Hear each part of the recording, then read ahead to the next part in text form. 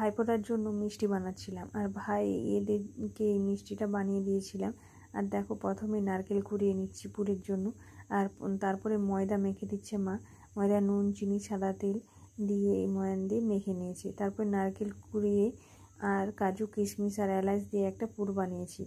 তারপর দেখো ময়দার ডো থেকে লেচি কেটে নিয়ে তাতে পুরটা ভরে দিচ্ছি। আর এই পুরটা বানানোর জন্য নারকেলটা প্রথমে কড়াইতে দিয়ে এবার একটু হালকা ভাজা ভাজা হওয়ার পর কাজু, কিশমিশ আর এলাচ গুঁড়ো দিয়ে নামিয়ে দিয়েছিলাম।